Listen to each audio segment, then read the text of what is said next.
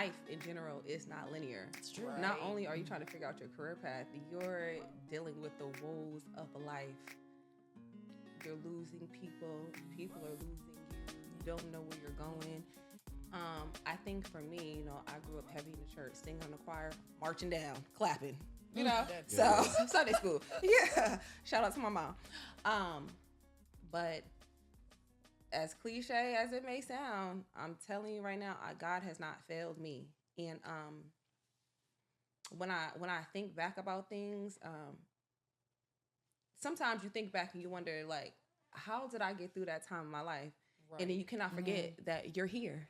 You did. You don't know how it happened. You know how you made it through, but you know you're here. Sometimes you have to trust that. Every time you get a glimpse, every time you make it through something, every time you triumph through anything, you just have to realize you're still here. So God has a plan for you. It really wasn't as bad as you once thought it was. It really wasn't as bad. Because when you're in it, when you're in that fire, you're like, man, this is the worst time of my life. Everything's just going wrong, boom, boom. And then you look back 6 months or a year later, you're like, now I'm going through something again. And it's like, this is the worst thing. It's like, wait a minute. I said that a year ago. Yeah. And I went through that. Yeah. I feel like it's just a testament to how you get through things. Yeah. How you get through things, how you wait. You know what I'm saying? Yeah. What are you doing in that time of despair? How are you waiting through that process? Right. That it matters. It matters what you do in that moment, because if you want to be put in a position to do the great things that you have in your mind, you have to be prepared for it. Yeah. You have to be able to do it. Can you do it? Can you hold that type of responsibility? It starts down there. Hey everyone, I'm Melanie, And I'm Kolbi-Rae. And you're watching your favorite show on NCRF TV, Life Lessons. Woo woo. Life Lessons. Kolbi-Rae, I am so excited about our show today. And why? Because we are talking about something that is such a pressing topic. We're always talking about this. People are always asking us about this. If you go to school, you come out with a degree and you're like, I don't want to do this. Or you end up finding yourself in a career and it had nothing to do with what you went to school for.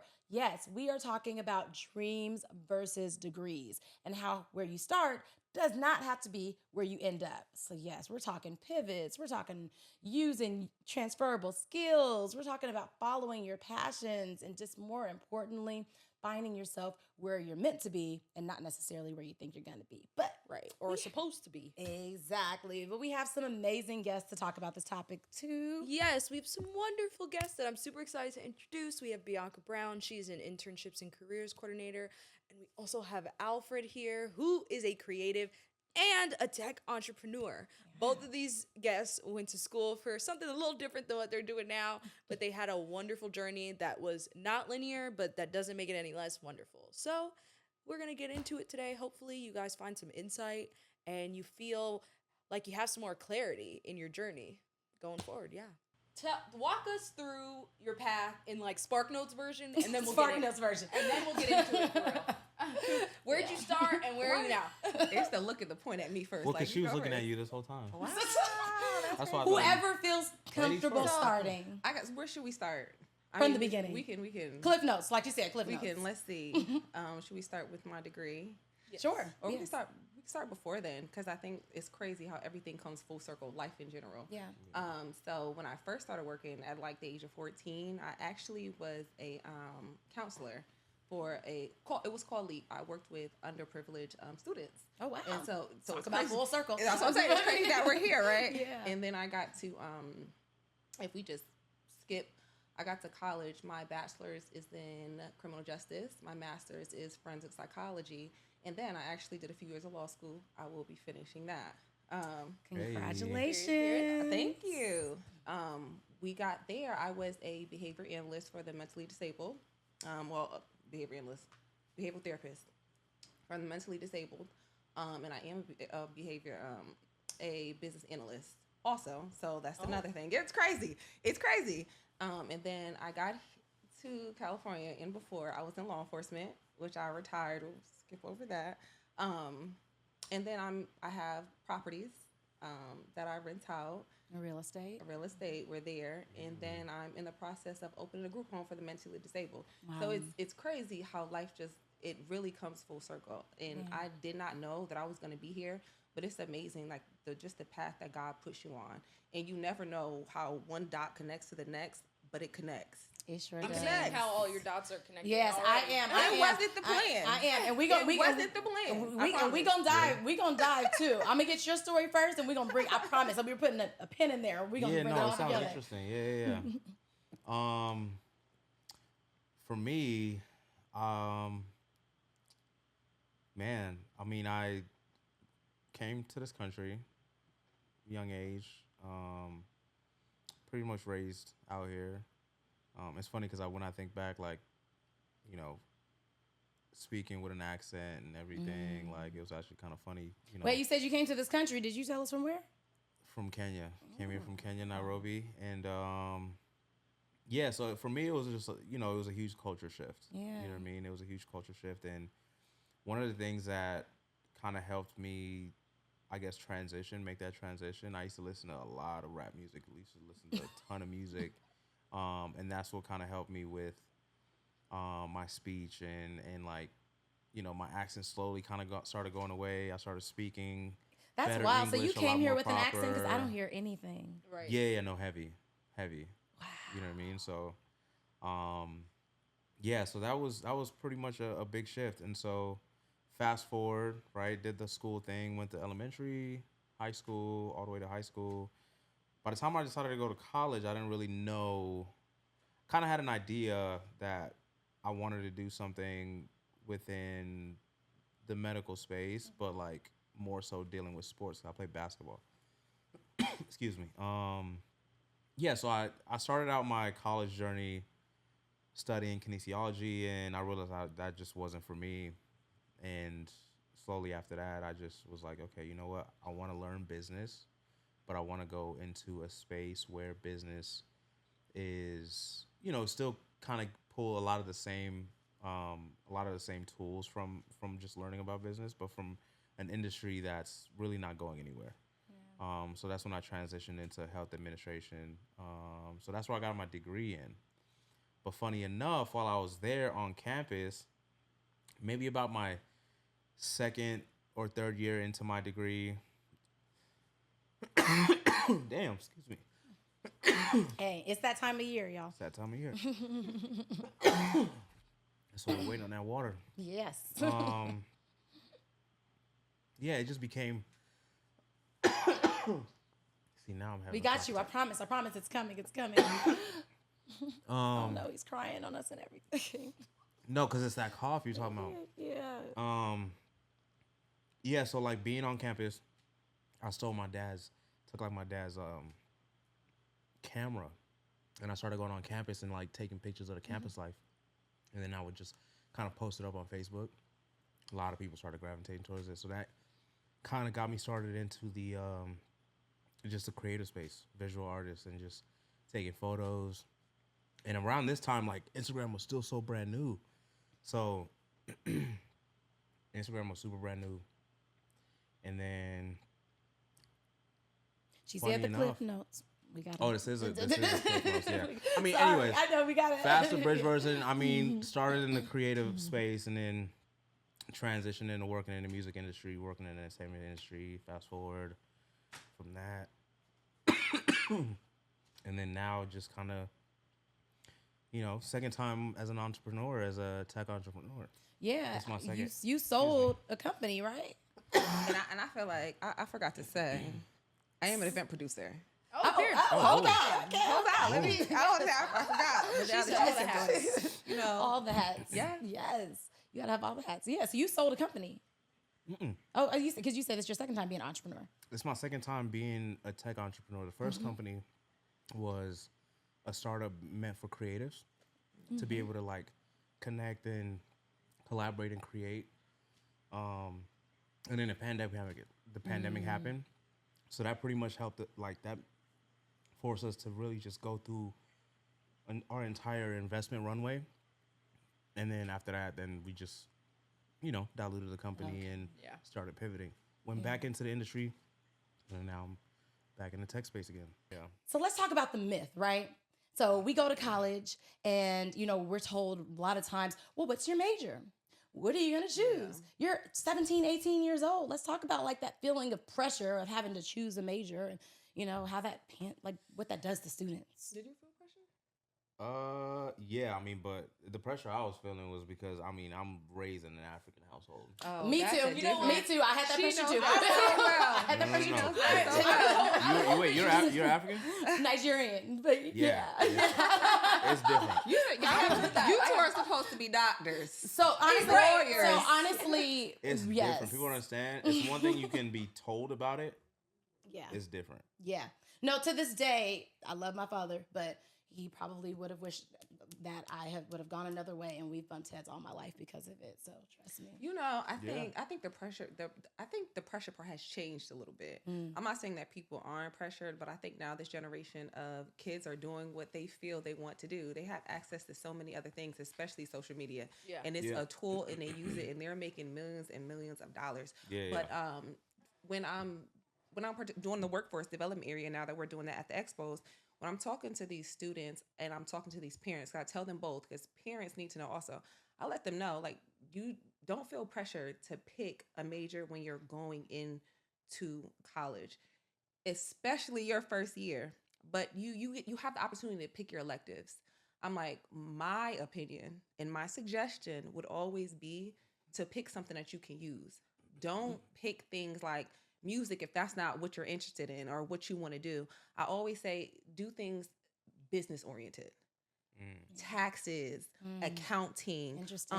Because you have to know those things. Yeah. Right. And just like I did, you can turn your passion or anything into a business if That's you true. understand money. That's true. So I always tell them, I know it's hard to do the work sometimes, and it's a little tedious because you want to have fun, you want to do your thing, but it helps you in the long run, because if you want to be honest, schools don't teach you about business. They don't teach you about money. Right. They don't teach you about money. You have to go out of your Or way even to just find the it. money management. Right. Yes. Right? Like when you do get a check, how do you manage the money you're making, the income you're making? Yeah. Talk to the students who are on campus, like say either they're undecided or maybe they've chosen a major. Like there's all these different things that happen while you're in school, right? That can kind of expose you to your path, right? Internships or joining organizations. Like talk about some ways that you can kind of try to figure out what you might be interested And in how once maybe you're you there. did. when Or you how were- you did, yeah. Yeah, I mean, the best thing I could say when it comes to just trying to figure out what to do when you're at school, I would say for me, that experience came from just trying stuff. Because being afraid to try is what's going to keep you away from finding exactly what that is that you eventually do want to do. Yeah. Because for me, like, for example, like I was saying, if it wasn't for me taking my dad's old camera in the garage that's like collecting dust that we used to use for vacations at one point in time to now wanting to capture campus life and show it in a different light. Yeah. If it wasn't for that, I wouldn't have been able to want to show people. Yeah. And if it wasn't for wanting to show people, I wouldn't want to take on the opportunities that come from doing that. Yeah. Right? Because it's not something that I always knew that I wanted to do. One thing I did always know that I wanted to be involved in is being creative in any way. Right? Like I was that kid who would like not be excited to do homework, but like if there's a project that's a homework, I'm all in because I'm making the best poster or I'm making the best paper mache something or the best like, you know what I mean? So I could turn in my project and be like, dang, this is creative. You know, so I would say like for me when it comes to campuses and like utilizing all the resources that are on campus, the number one resource you should utilize when being a college student are the students themselves. That's a good one. Because if you want to be able to create a business or do something that you enjoy doing, you have to know people. Yeah. Start building your network. The best way to start to know people, what other place in the world has a melting pot of people from all over the world in one place chasing the same goal that are all there, paying to go to school also don't know what they want to do. Yeah. Right. So if you're trying stuff out on campus, there's an opportunity for somebody there to spot it and be like, yo, this is cool.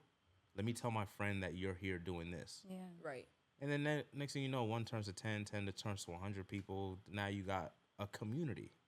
Yeah. You've built a community. You know what I mean? So That's the best advice I would give. Is learn the people that are around you, and just don't be stuck in your dorm room all day. How do we feel about this? I feel like we're in a climate right now where people are thinking about, okay, it's either I can work in my passion or I can work a 9 to 5, but I can't do both. But why not? Why not? I would ask also to that question is, what are their circumstances? That's facts. That's also a good one. The reason why I was saying that it really just depends. The reason why my question was like, what are their circumstances, is because a lot can be said about what you're willing to do with the circumstances that you're presented in, right? Like, how are you willing to pivot, right? Because I can have a passion about something that I want to do, and let's say that there's not a market for it, right? It's not something that everybody is doing, but I have to still pay the bills, right? Then I have to ask myself, okay, am I willing to, because at the end of the day, there's still only 24 hours in a day, right? At the end of the day still ends. Right. You know what I mean? At the end of the day, the day still ends. That's facts. Because I mean, like that. So how are you choosing to not make a choice and focus on this for this many hours and then focus on this for this many hours? That's why for me, I'm such an insomniac that like during the day, I would do all the things that like, I guess, to live, to, you know, to try to make something to be able to live and support myself and do all these things. But then the things that I'm passionate about, or an idea I want to try, or a project that I want to work on, is when I'm like, okay, I can stay up an extra 2-3 hours. I can go to sleep at 3 and wake up at 6 and still run all day on 3 hours because I've chosen. No, it's facts. No, because I've chosen. So now, as I'm doing that, now I know that as I go into the next day, if I go into the next day, I know that whatever work that I have to do in my 9 to 5, I have to get it done maybe 3 hours earlier. So now that going to sleep at 3 a.m. turns into going to sleep at midnight. So I'm still adding time for me to still do what it is that I'm passionate about. Not even passionate about, but I want to try. Yeah. Something I want to kind of, this. you know what I mean? I used to be like that. So I got through my master's program working in law enforcement. Yeah. Whenever I had downtime, I was doing what I need to do for school. Yeah. Because I need to go to bed. Yeah. And so, and I need to go to the gym. I need to do these things. Yeah. And I think like now, I've realized that like I'm not staying up all night. I wish. Yeah. Not anymore. But in the midst of doing everything that I'm doing, I'm also doing all the other things. That when I have a minute, I'm working with my clients. I have a minute to sit and kind of map out my schedule, research the things I need to research, make a list of what I need to do and get it done. And on my days off, I'm doing it. It's almost like I even have a reward system for myself. Like, it's so funny. It's like things happen. Yeah. Like, you want to go out, you want to have a good time. Okay, you can go out tonight, but you have to complete these tasks first. Yeah. You have to feel like you fulfilled something a little bit and then reward yourself with that. Because then I'm going to feel a little crazy going out when I knew I had a million things to do. It's like, and I think people think you have to put so much energy into everything that you do all the time, when little tasks every day gets you to the goal. Go a long way. You just little by little, stepping stones. You The have turtle to won the race. Yeah, I think Yeah. exactly.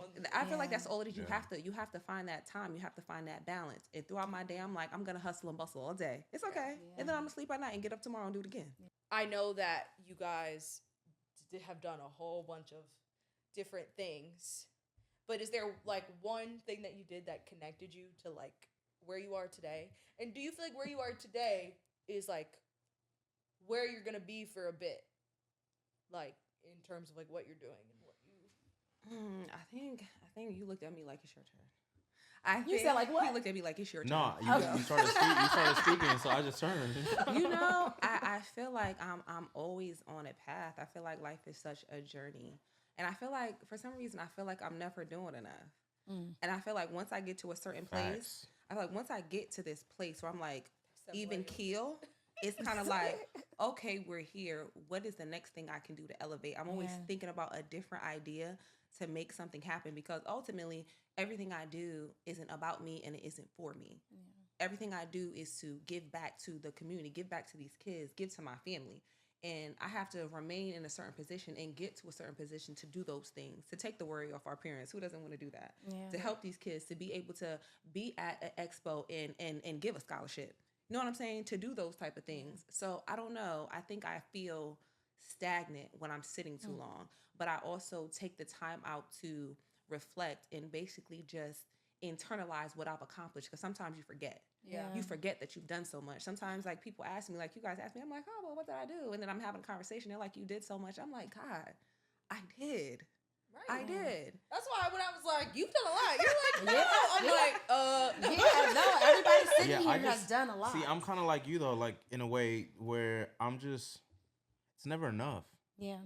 It's not even the fact of it being enough because I don't even understand that word to even make sense. Because what is that? Yeah. You know what I mean? Because I think the moment my take is like the moment you feel like you've done enough, what else is your purpose? So then let me ask you this then. Maybe the question is, what does fulfillment look like to you? Fulfillment? Mm-hmm. I think fulfillment for me is taking care of my parents, taking care of my family, being able to like support them the way they supported me. Yeah.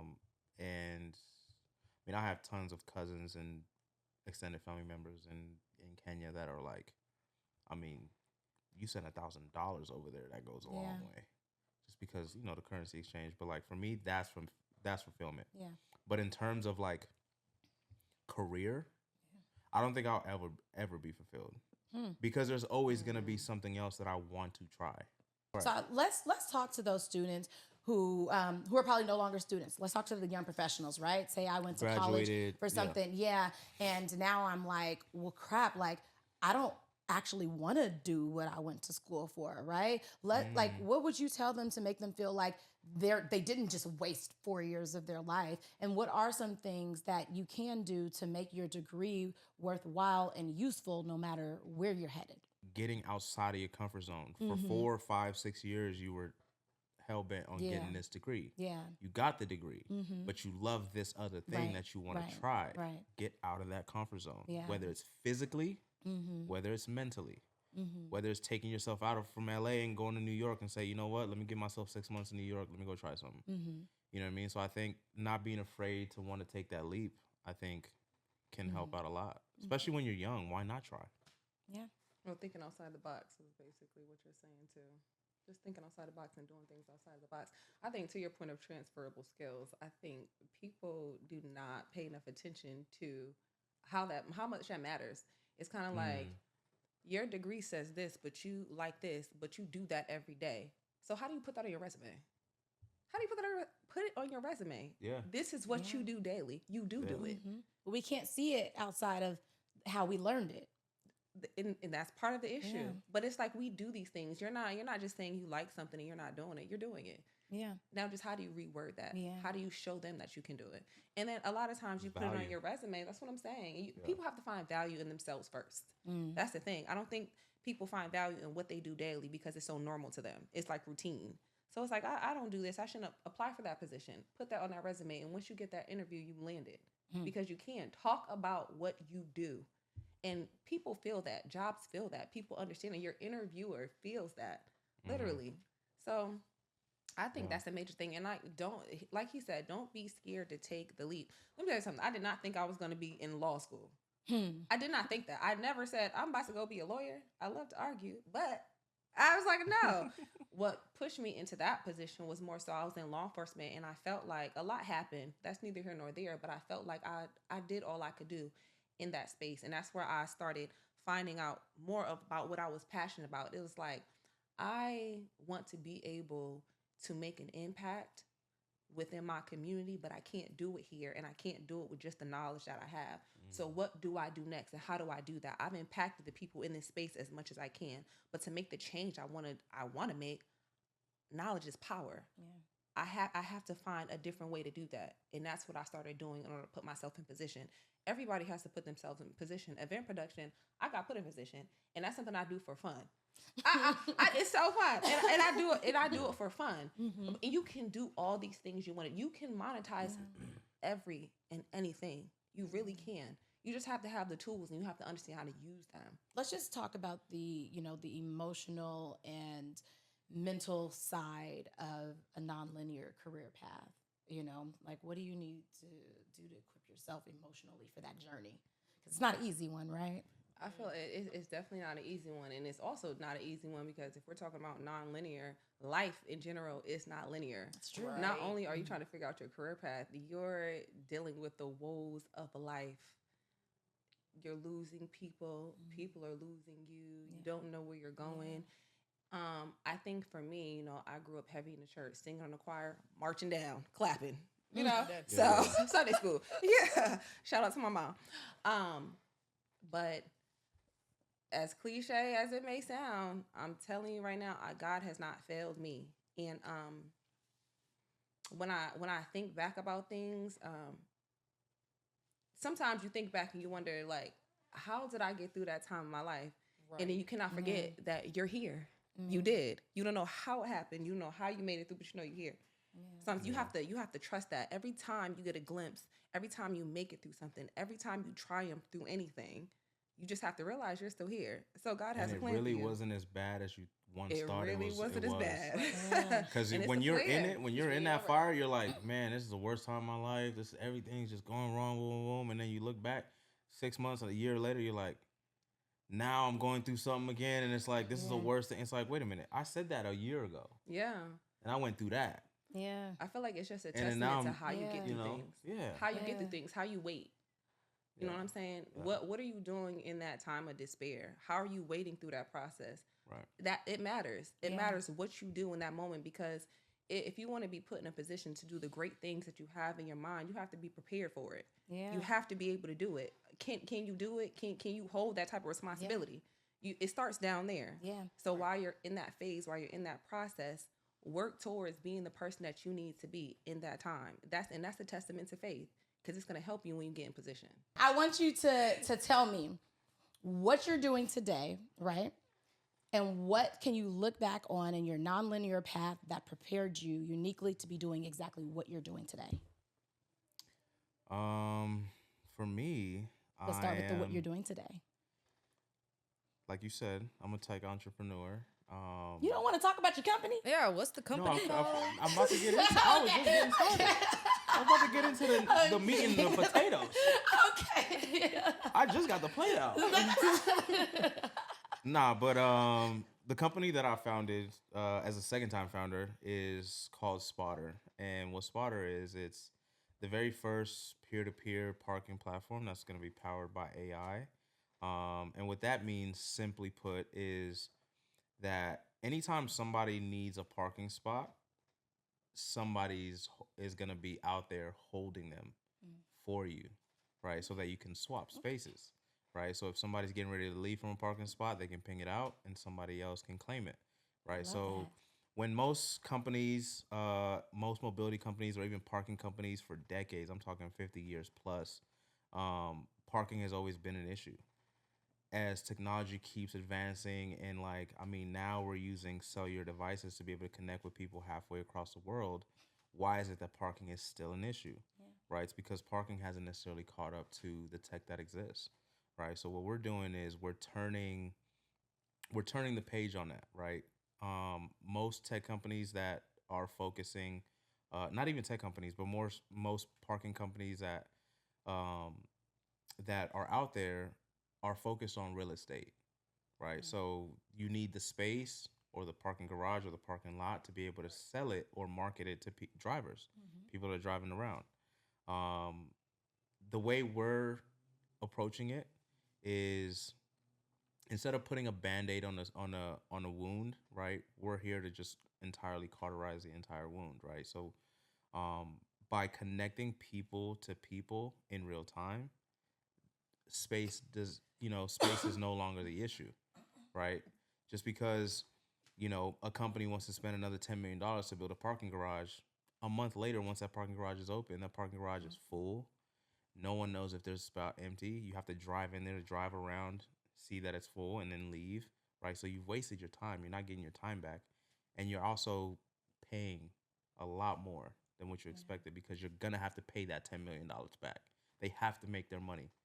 So that's what I'm working on. And with what it is that I went to school for, right? The pivot for me happened when I just started to look at life from a different lens, right? Being a college student and seeing what college students were dealing with on campus with parking. Um, 90% of college students that go in, unless you're rich, they're broke. So Unless you're rich, they're broke. they're broke. Yeah, So facts. you work one job on campus and then another job off campus to try to make money to just get textbooks or to try to Yeah. survive or try to That's eat. true. You're eating ramen noodles every Yeah. night. So like, And the and mind you, parking I'm not knocking it. I lived it. I enjoyed Yeah. it. You know what We've I mean? been Like there. that's how that's how you really like start to build that character within what you can handle and what you can't handle, Yeah. right? So just looking at that experience and thinking about it, and I wanted to bring something to the college campuses that can help alleviate some of that stress, right? So like, when you think about attendance rates for students that are supposed to be in class to perform and get these degrees that we're talking about, the stress begins the moment they pull into the campus lot. And if they can't find parking, 80% of students, 75 to 80% of students leave from the campus when they spend 30 minutes or more looking for parking. They just go home. Yeah. is And it they safe wait to- to get notes from some of their classmates because they're over it. Right. So and you pay $500 for a parking pass. Yeah. So is this that doesn't have any value, right? You're paying so much money Yeah. for a parking pass that doesn't necessarily have any value. So we're Right. providing real time value. Just so you I don't love get a that. ticket. So would you know what I mean? say, so would you say yes? So would you say that your personal experiences have uniquely positioned you to do what you're doing today? I think so, but I think it's also the personal experiences, but it's more so the observation. No. I think being able to go through life observing what's happening around you instead of just floating through life, Yeah. then you can see where the issues are, what problems are there, and how you can contribute. I love that. Okay, what are you doing and what in your path, in your nonlinear path, has uniquely positioned you to be where you are today? I'm literally still doing everything except the fact that I'm not actually in law enforcement right now. But I found a way to pivot and use everything that I've learned to do what I'm doing now. So, like one of the things I talked about is the group home, and my business is actually going to be called Brown Bridge Support Services. I know, like Brown is the legacy. That's me bridging the gap for support services. So that's basically where that comes from. I love that. And that came.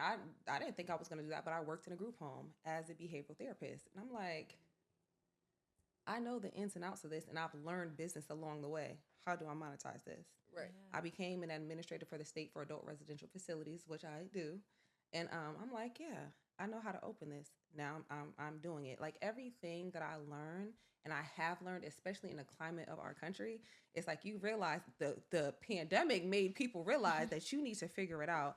And I have Right. not stopped thinking about how I can make those things make money for me. And you literally can. I literally take everything, every idea, and I'm like, how do I turn this into something? And I do it. But everything that I've utilized is because that's where it starts. It's like, people are so confused, but it's like, what do I do next? How do I do it? How do I do this? It's kind of like, what do you have already? Use what you have What do you have to get you what you need. You have something. Use it. And as we talked about before, it's value. Yeah. There's value in everything. Somebody needs something that you have. Yeah.